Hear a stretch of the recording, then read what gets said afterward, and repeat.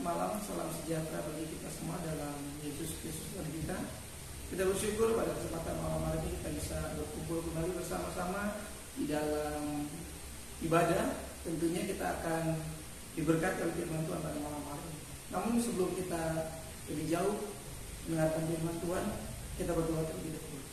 Terima kasih Bapak Surgawi buat kesempatan, buat anugerah kasih-Mu yang masih Engkau berikan bagi kami, sehingga kami masih terus bersama-sama beribadah, bersama-sama belajar firman Tuhan. Mari Tuhan urapi kami.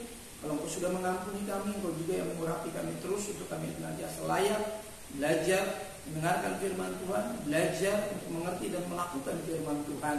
Terima kasih buat pertolongan Roh Kudus senantiasa dalam kehidupan kami. Kami mengucap berkat atasnya di dalam nama Yesus Kristus. Haleluya. Amin.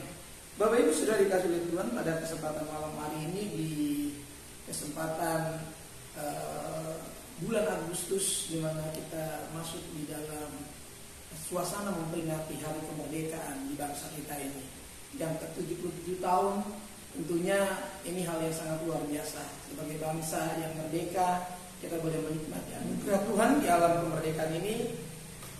Pada kesempatan malam hari ini saya tentu tidak akan jauh daripada situasi yang sedang kita hadapi, di mana sukacita dalam memperingati, menyongsong hari kemerdekaan Republik Indonesia yang ke-77. Mari pada malam hari kita akan membuka Alkitab kita di dalam Roma pasal 8 ayat yang ke-21. Tetapi dalam pengharapan, karena makhluk itu sendiri juga akan dimerdekakan dari perbudakan kebinasaan dan masuk ke dalam kemerdekaan kemuliaan anak-anak Allah. Kemerdekaan, kemuliaan anak-anak Allah. Kita akan berbicara tentang kemerdekaan anak-anak Allah. Nah, Bapak Ibu sudah dikasih oleh Tuhan, kita dipanggil, ya, ini panggilan sebagai anak-anak Allah. Ada panggilan sebagai hamba, ada panggilan sebagai murid. Namun saat ini kita sedang berbicara dalam konteks panggilan sebagai anak-anak Allah. Bagaimana ketika kita mengalami kemerdekaan sebagai anak-anak Allah? Tentu kita bersyukur, ya, di mana sebagai orang percaya kita sudah dibebaskan, kita sudah dimerdekakan oleh kuasa Tuhan lewat karya penebusan Kristus dari perbudakan, dari penjajahan terhadap kehidupan kita, yaitu dosa. Tentu kalau bangsa kita telah dilepaskan oleh perjuangan yang sangat luar biasa dari pendahulu-pendahulu kita, para pahlawan-pahlawan kita yang telah memperjuangkan bangsa ini meraih kemerdekaan. Itu yang terjadi 77 tahun sudah. Kita bisa mengenang bagaimana perjuangan dari pahlawan-pahlawan kita. Namun kalau kita berbicara tentang kemerdekaan anak Allah, ya tentu agak berbeda dengan apa yang sedang terjadi di bangsa ini. Kemerdekaan anak-anak Allah adalah bagaimana Kristus membebaskan kita dari kuasa-kuasa kegelapan, dari kuasa-kuasa dunia ini, kuasa dosa ini. Kristus telah memperjuangkan kehidupan kita. Kristus telah merebut kita dari perbudakan di dalam melakukan hal-hal yang berdosa. Tentu kalau berbicara kemerdekaan anak-anak Allah, kemerdekaan di dalam Kristus adalah bagaimana kita mengalami kelepasan, mengalami kebebasan, mengalami kemerdekaan rohani kita, kemerdekaan batiniah kita dari rupa-rupa tekanan, dari rupa-rupa penjajahan di dalam hal melakukan dosa. Kita dibebaskan supaya kita bisa melakukan kehendak Tuhan. Nah, anak-anak Allah, anak-anak Tuhan, ini bahasa yang digunakan Alkitab, ya. Satu keadaan di mana status kita, ya, dari mengikuti keinginan dunia menjadi mengikuti keinginan Bapa kita yang di surga. Itulah yang saat ini kita pahami sebagai anak-anak Allah di dalam konteks kehidupan kita sebagai orang percaya.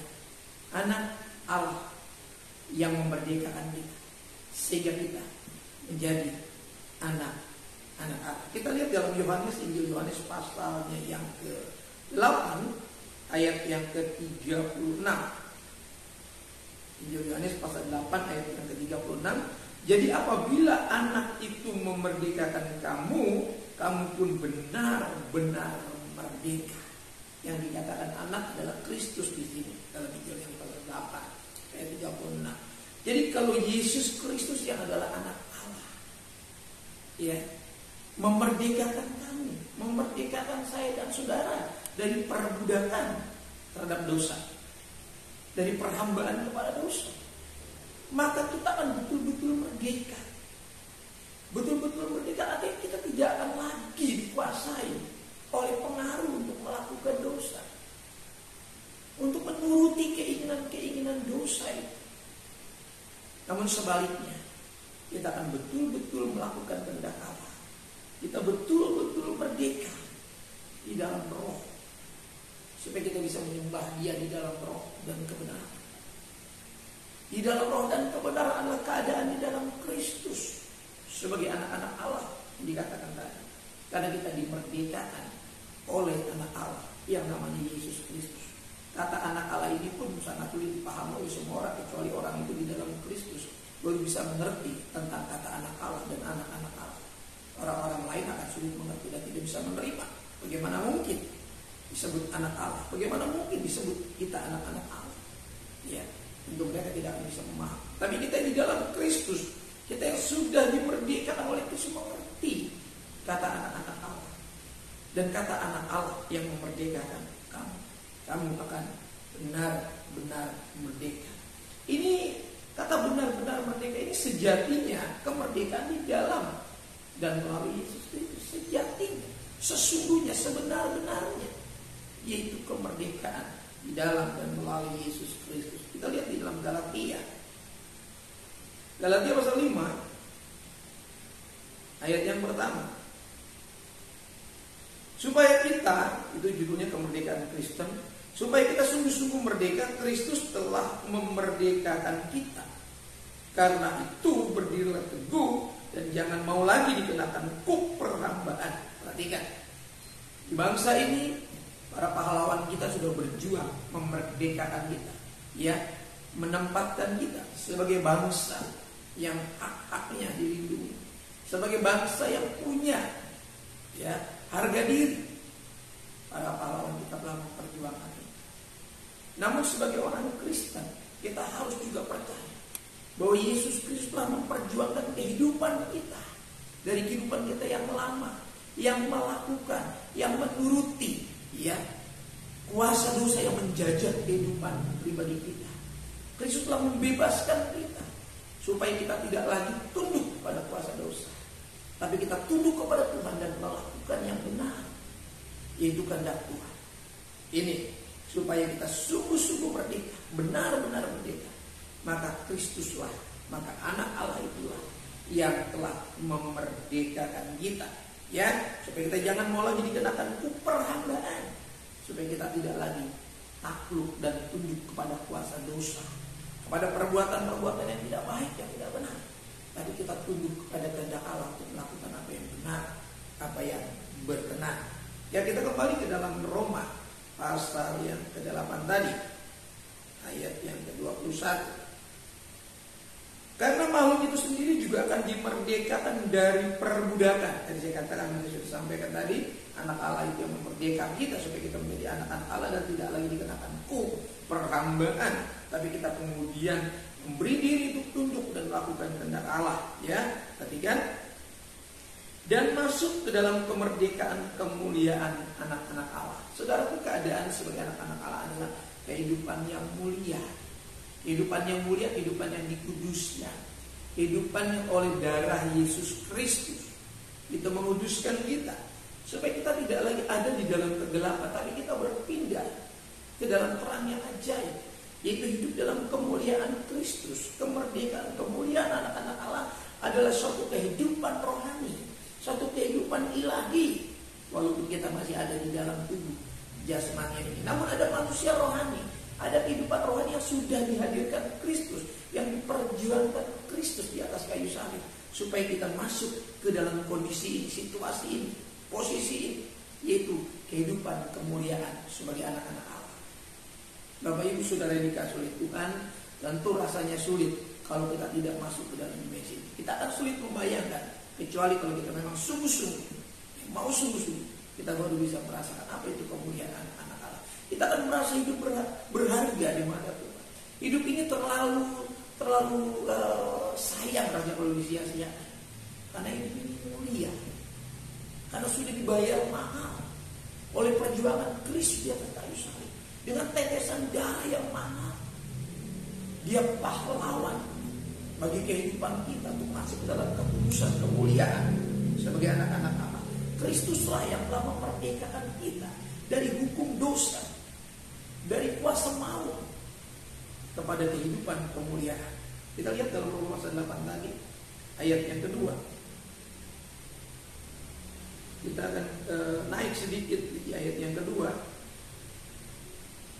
Roh yang memberi hidup telah memerdekakan kamu dalam Kristus dari hukum dosa dan hukum maut. Roh yang memerdekakan kita, roh itu yang memberi hidup, ya. Hidup yang mulia, hidup yang bukan cuma bebas atau merdeka, tapi hidup yang mulia. Karena roh yang memberi hidup telah memerdekakan kamu dalam Kristus merdeka. Tapi bukan juga berarti kita bebas lakukan apa saja. Setelah kita masuk dalam kemuliaan sebagai anak-anak Allah, kita dimerdekakan dari melakukan setiap saat perbuatan dosa, lalu kemudian melakukan kebenaran kehendak Allah. Namun kita juga harus tetap tunduk pada aturan yang ada. Kita punya kewajiban untuk mentaati Tuhan. Tidak lagi mentaati maut, tidak lagi mentaati hukum dosa. Peraturan-peraturan yang membuat kita berdosa, yaitu kehidupan, kebiasaan lama kita. Ya. Dengan segala ikatan-ikatannya. Ya, hidup di dalam roh yang merdeka untuk memuliakan Bapa, menyembah Bapa di dalam roh dan kebenarannya. Perhatikan, ini kehidupan yang dihadirkan Kristus. Setelah kita merdeka dari penjajah bangsa-bangsa asing di negeri ini, bukan berarti kita hidup semaunya. Kita harus tunduk pada aturan-aturan yang sudah ditetapkan oleh pemerintah kita, oleh pemimpin kita di bangsa ini. Kita harus tunduk. Kita tidak lagi menuruti perintah dan aturan penjajah-penjajah itu di masa-masa yang lampau, di zaman nenek moyang kita hidup dalam tekanan. Namun sekarang kita melakukan kehendak apa? Peraturan pemerintah yang ada saat ini, yang sudah dihadirkan Tuhan untuk memimpin kita. Kita harus tunduk dan taat supaya hidup kita dipermuliakan oleh Tuhan sebagai pribadi-pribadi yang taat pada aturan yang ada. Dan supaya kita bisa menyembah di dalam roh dan kebenaran, masuk ke dalam kemuliaan. Kristuslah yang memperjuangkan itu supaya kita bisa masuk ke dalam kemerdekaan anak-anak Allah. Sesuai dengan topik kita malam hari ini, kita bisa menyembah Bapa di dalam roh dan kebenaran. Itu hanya ada di alam kemerdekaan rohani kita. Orang Kristen tidak akan bisa menyembah Tuhan di dalam roh dan kebenaran sebelum dia mengalami dimensi kemerdekaan oleh Kristus. Lewat penebusan di atas kayu salib, lewat tetesan darah sebagai perjuangan Kristus untuk menyelamatkan kita. Kita tidak bisa bebas dari kuasa dosa. Tidak ada seorang pun yang benar, seorang pun tidak. Semua orang telah berbuat dosa dan telah kehilangan kemuliaan Allah. Oleh dari itu, kita harus masuk kembali ke dalam kemuliaan itu. Dalam kemuliaan sebagai anak-anak Bapa, anak-anak Allah, lewat anak manusia yang namanya Yesus Kristus. Dia juga adalah anak Allah yang hidup, sehingga oleh darahnya yang kudus, yang suci, yang mulia, kita bisa dihadirkan saat ini dalam keadaan kemuliaan.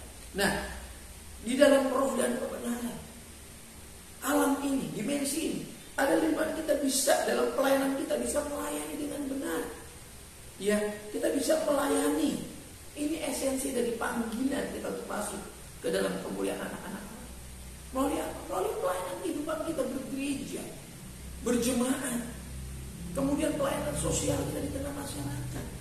Ini panggilan, ya, di dalam kemerdekaan Allah untuk masuk dalam kemuliaan anak-anak Allah tadi dikatakan, yaitu hidup di dalam roh yang benar, hidup di dalam roh yang kudus, roh yang dapat melayani Bapa, roh yang dapat melayani pekerjaan Bapa, roh yang dapat melayani sesama. Ini esensi daripada panggilan untuk merdeka.